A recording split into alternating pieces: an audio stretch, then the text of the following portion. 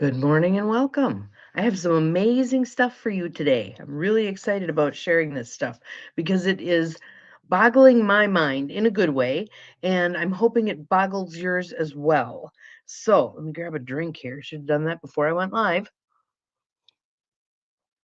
So we'll give it a minute for everyone to jump on, and then I'll kind of lay the groundwork for what we're going to learn today. We get to learn today. Good morning, Joe Neal. Glad you are here. Welcome, welcome. Amazing stuff. Amazing stuff. This I'm so excited that I bought this book. And interestingly, good morning, Beth. Glad you're here. Welcome.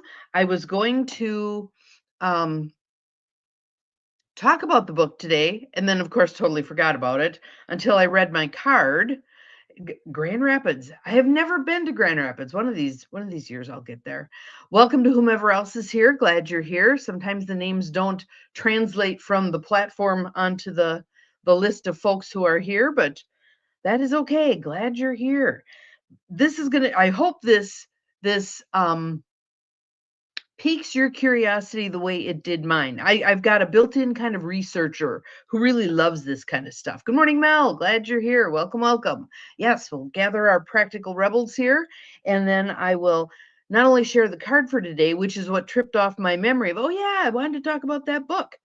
And hopefully a bunch of you will buy this book and have the same reaction I'm having, which is, wow, this is amazing stuff. Amazing stuff. Because it's how do we communicate about things that involve change that people automatically go, "Er." Good morning, Gwen. Glad you are here. Welcome. So we'll get to that in a moment. But first, let's start wait, we're going to back up the bus. Back up the bus. All right. First, we're going to talk about my grandbaby. Had a lovely visit yesterday. The girl does not sleep. So I'm hoping I wore her out enough that she slept well last night for mama and daddy, and they can head for work today not exhausted. She did two little kitty naps, and then with the last bottle, right as Lauren got home early from work, she crashed. So, and then Lauren was waking her back up after a reasonable amount of nap so that she would sleep last night. But we had a good time. Good morning, Maureen. Glad you're here. Welcome, welcome. And my grand dog was so happy to have someone play tug with him. He was just all excited. So, yes, got a baby fix and a doggy fix, and it was all good. And I got home before it was dark. Like that. That works for me. So now let's move on to some tapping and some breath, just to kind of lay the groundwork for this learning we're going to soak up today, because this is such good stuff, you guys. All right, so pick your spot. This is my favorite. Breathing in through the nose, out through the mouth. I did. In through the nose, out through the mouth. Just settling, taking in deep breaths in through the nose, drawing in life, exhaling all that no longer serves you. One more for good measure. And out. And first, I'll share the card with you, and then I'm going to read a little bit from the chapter because there's so much good stuff in here. And I didn't really practice ahead of time which pieces I'm going to share with you. I'm trusting the divine is going to present us with the parts that make us all go, I need to know more. So, Power of Surrender deck by Dr. Judith Orloff. And we had a card from here recently, and it's Transform Your Life by Letting Go.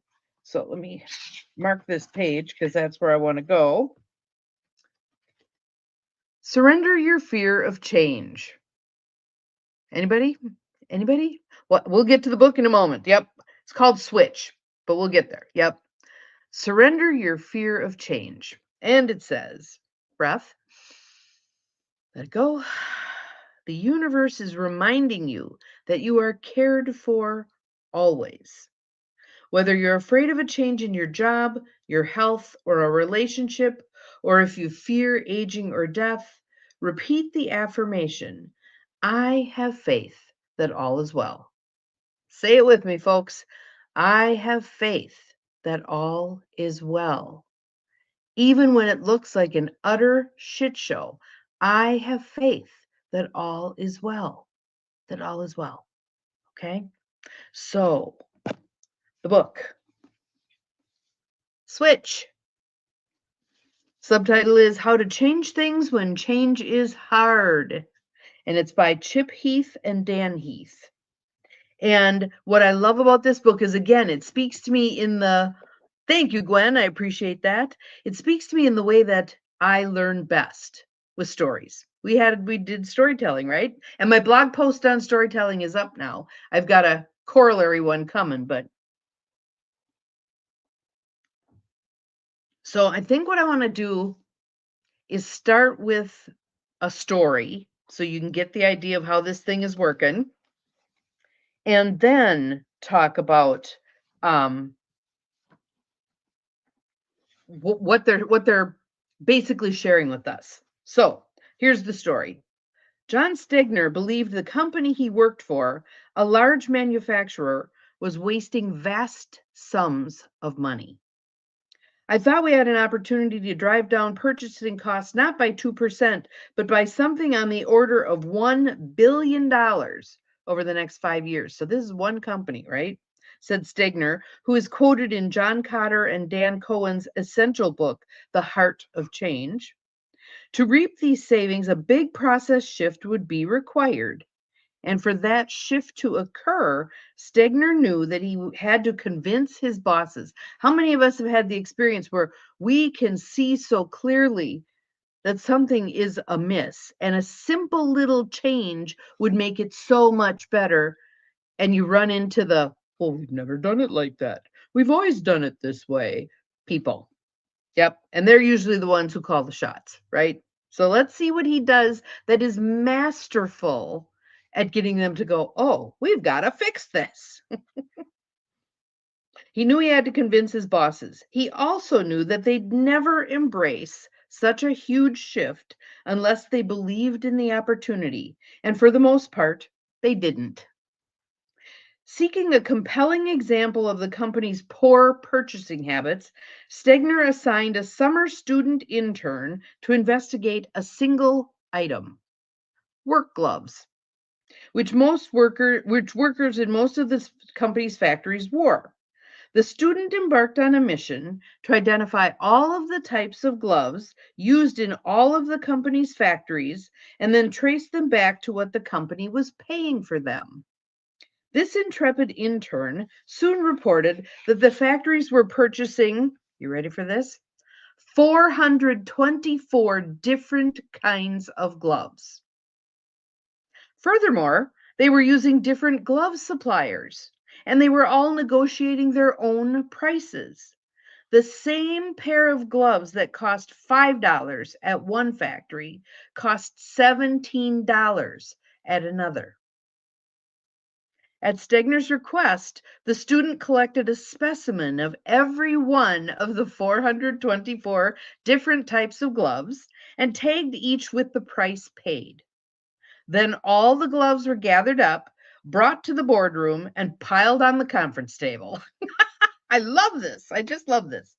Stegner invited all of the division presidents to come and see the glove shrine. He recalled the scene. What they saw was a large, expensive table, normally clean or with a few papers, now stacked high with gloves. Each of our executives stared at this display for a minute. Then each said something like, "We really buy all these different kinds of gloves?" "Well, as a matter of fact, yes, we do." "Really?" "Yes, really." Then they walked around the table. They could see the prices. They looked at two gloves that seemed exactly alike, yet one was marked $3.22 and the other $10.55. It's a rare event when these people don't have anything to say. But that day they just stood with their mouths gaping. The gloves exhibit soon became a traveling roadshow, visiting dozens of plants. The reaction was visceral. "This is crazy. We're crazy. We've got to make sure we stop this happening." Soon Stegner had exactly the mandate for change that he had sought. The company changed its purchasing process and saved a great deal of money. This was exactly the happy ending everyone wanted, except, of course, for the glove salesman who had managed to sell the $5 gloves for $17. Let's be honest, most of us would not have tried what Stegner did. It would have been so easy, so natural to make the presentation that only spoke to the rider. So his theory is we have elephants and we have riders. And it's the rider's job to control the elephant. The elephant is the emotions. The rider is the intellect. It doesn't work very well. It doesn't work very well. The rider exhausts him or herself trying to get the elephant, the emotions, to go in the direction they want the elephant to go. So here he's speaking to the elephant. It's that visceral reaction of, oh, we've got to stop this. That's who he's talking to. So let me keep going here because I laughed at this next part because it's so me. It would have been so easy, so natural to make a presentation that only spoke to the writer. Think of the possibilities, the spreadsheets, the savings data, the cost-cutting protocols, the recommendations for supplier consolidation, the exquisite logic for central purchasing. You could have created a 12-tabbed Microsoft Excel spreadsheet that would have made a tax accountant weep with joy. But instead of doing any of that, Stegner dumped a bunch of gloves on a table and invited his boss to see them. If there is such a thing as white-collar courage, surely this was it. Stegner knew that if things were to change, he had to get his colleagues' elephants, the emotional part, on his side. If he made an analytical appeal to their rider, he probably would have gotten some supportive nods, and the execs might have requested a follow-up meeting 6 weeks later and then rescheduled it. The analytical case was compelling by itself. We wouldn't argue with any of that, would we? I mean, if he had told us the numbers. Good morning, Barb. Glad you're here. 424 different kinds of gloves, blah, blah, blah. Yeah, yes, exactly. The rider thing never worked. So here's how we do it differently, Gwen. Here's how we do it differently. And it's like, because we get so discouraged when it doesn't work, and we're like, these people are never going to get it. But we've appealed to the wrong element. We've appealed to the rider. Eventually we get around to talking to the rider, but we must talk to the elephant. And we must talk to the elephant in that emotion connected way. So let's keep going. Let's see. Stegner knew that if things were going to change, he had to get his colleagues' elephants on his side. If he had made an analytical appeal, he probably would have gotten some support, blah, blah, blah, schedule the meeting, yada, yada. The analytical case was compelling by itself. It might have convinced Stegner's colleagues that overhauling the purchasing system would be an important thing to do next year. Remember that if you reach your colleagues' riders, but not their elephants, they will have direction without motivation. Maybe their riders will drag the elephant down the road for a while, but as we have seen, this effort can't last long because it burns out the rider. And also, when we pile it on, trying to make a compelling case for this is a big, hairy deal, we overwhelm people. And an overwhelmed mind does nothing. He's got an interesting study in here where he talks about a problem, whatever the problem was. I can't remember at the moment. And it was a medication thing, the hip replacement. And the doctor's choice was, and they were using this for research, doctor's choice was, there's one new medication left to try. This person has been through a slew of meds. There's one new medication left to try, or we do a hip replacement. Very invasive, very expensive, a lot of pain, blah, blah, right? There's one medication to try. Now, all of a sudden, with a different group of folks, there's two medications to try. It's a doctor. This is a whole field of doctors, right? There's two different medications we can try. They're new, or we can do the hip replacement. You would think they would default to the drugs because now there's two of them we could try. Much less intrusive, much less costly, blah, blah, blah. No, the exact opposite occurred. If there was one med, there was like 49% of the doctors who said, I would do the med before I'd do the hip replacement. First of all, that's kind of scary too, isn't it? That means 51% would have defaulted to the more intrusive before trying something easier. That's a little scary. Second opinions, people, second opinions. But when it was the two meds, you'd think that number would go up. It went down to 23%. Why? Because now they had a choice to have to make, a bigger choice to have to make. And again, that overwhelmed mind does nothing, or it defaults to what seems logical, right? Replace the hip. Isn't this interesting stuff, you guys? So he says, once you break through to feeling, things change. Stegner delivered a jolt to his colleagues. First, they thought to themselves, we're crazy. Then they thought, we can fix this. Everyone could think of a few things to try to fix the glove problem, and by extension, the ordering process as a whole. They got their elephants fired up to move. We don't expect potential billion-dollar change stories to come dressed up like this. The change effort was led by a single employee with the help of a summer intern. We have power. We can effect change. It's how we go about it that makes a difference. Let us all learn a new way. Let us all learn a new way. It focused on a single product. There's your entry point. The scope of the presentation didn't correspond in any way to the scope of the proposal, yet Stegner's strategy worked. That's the power of speaking to both the rider and the elephant. So now I want to jump ahead a little bit here. And this one, there's multiple stories in here about this. And he's referencing some of the stories here, but how best to do this? Just go with it, right? Just go with it. So he said there's something remarkable about, there's two different stories he was referencing. One was malnutrition in Vietnam, and the other one was a child acting out in school. In both of those cases, relatively small changes, cooking with sweet potato greens and greeting the child at the door of the classroom, had a huge impact on a big problem. There's a clear asymmetry between the scale of the problem and the scale of the solution. Big problem, small solution. If you remember nothing else about what I'm talking about here, remember that. Big problem, small solution. Big problem, small solution. So I'll give you one that's not in the book, but I remember it and remember how brilliant. In areas of cities that are in decline, crime is high, all kinds of things are not good, right? So they come with these sweeping decisions about how they're going to fix the problems, right? Problems, parallel or plural, right? They picked one thing, one little thing. Thank you, Gwen.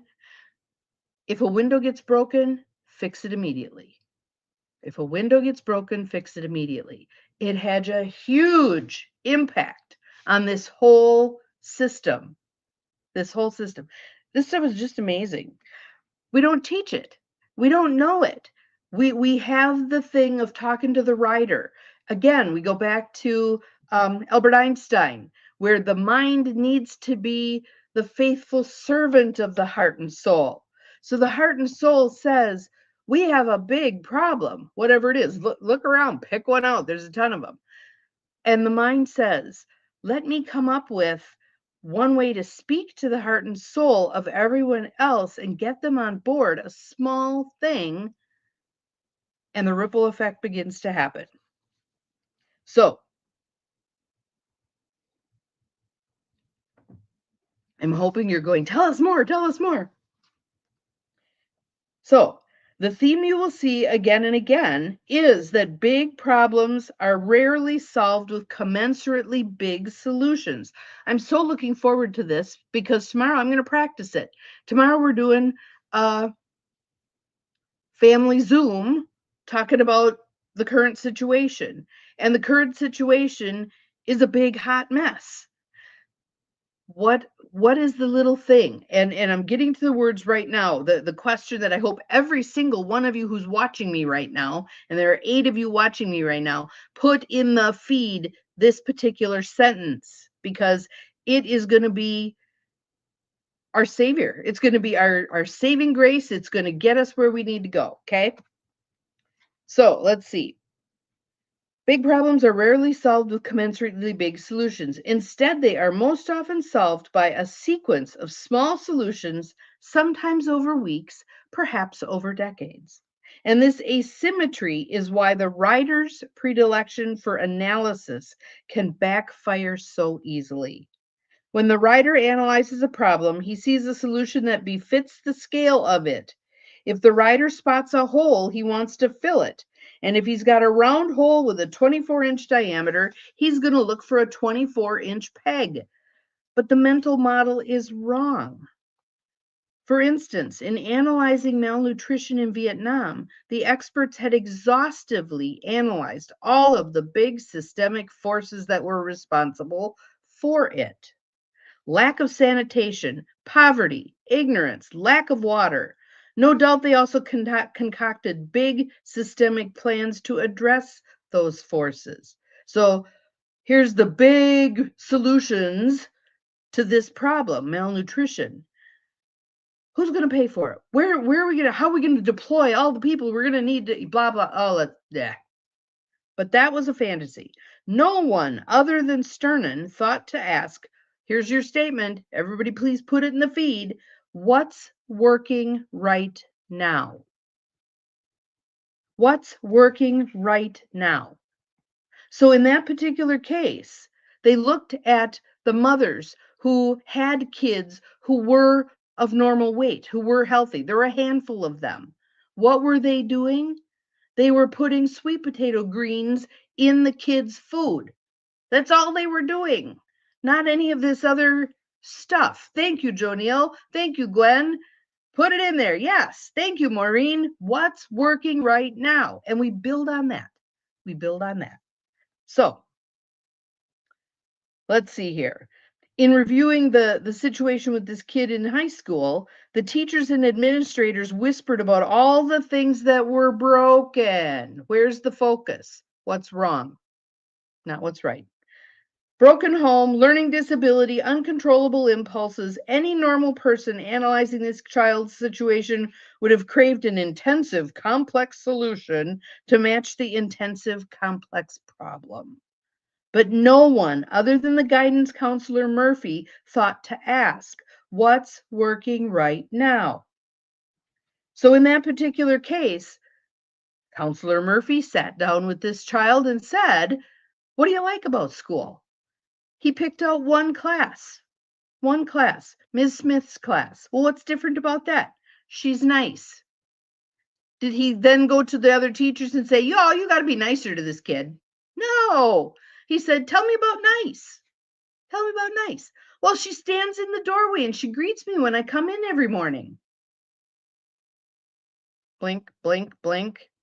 So he says to the other teachers, do me a favor for a couple of weeks. Every morning, greet Bobby when he comes in the door. Blink, blink, blink. I believe, I can't remember the exact number, but I believe it was his behavioral outbursts went down by 80%. What are we hearing here? Simple, little, minuscule changes can effect huge outcome shifts. Huge. And the reason this is so timely right now is look at the shit show we've got going on in this world. And how many of us look at it and go, oh my God, there's nothing we can do to fix this. Wrong. Little incremental changes can make a huge difference. So he calls these bright spots, that when you look at what's working now, you're looking for the bright spot. Okay? To pursue bright spots is to ask the question, what's working and how can we do more of it? Sounds simple, doesn't it? Yet in the real world, this obvious question is almost never asked. Instead, the question we ask is more problem-focused. What's broken and how do we fix it? Good morning, Nancy. Glad you're here. Welcome. This problem-seeking mindset is a shortcoming of the writer, the mind, in each of us. Psychologists who have studied this phenomenon, our predilection for the negative, have come up with some fascinating conclusions. For an illustration of what they found, take a look at the following words taken from a Learn English at Home website. These are all words for emotions. We've excerpted the first 24 of them from an alphabetical list. See if you notice any patterns. So it goes through all the words. Those are 24 of the most common emotion words in English. 24. Only 6 of them are positive words. On and on and on. So I thought that stuff was really powerful. So I'm going to switch to the end of this little part here. And well, I'm going to share this little part too, because I've seen this happen and it's so painful. Okay. A particular strain of this bad is stronger than good bias is critical when it comes to tackling a change. Let's call it a problem focus. To see it, consider this solution or this situation. Your kid comes home one day with her report card. She got 1 A, 4 Bs, and 1 F. Where do you spend your time as a parent? Don't spend your time on that F. Leave that F alone. Don't touch the F. Focus on the A and the Bs. Focus on the A and the Bs. What's working here? What's working here? She'll figure out then to apply what's working to the F. It's so logical and it's so, we don't do it. We don't do it. Even the brightest among us don't do it. So that hypothetical situation came from author Marcus Buckingham, who says that nearly all parents tend to fixate on the F. It's easy to empathize with them. Something seems broken. We should fix it. Let's get her a tutor, or maybe she should be punished. She's grounded until the grade recovers. It's the rare parent who would say, honey, you made an A in this one class. You must really have strength in this subject. How can we build on that?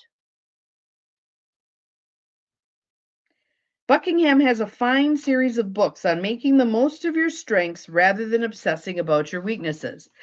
We use that in Mary Kay all the time. Build on what's working. Build on what's working. Yes, absolutely. Yes.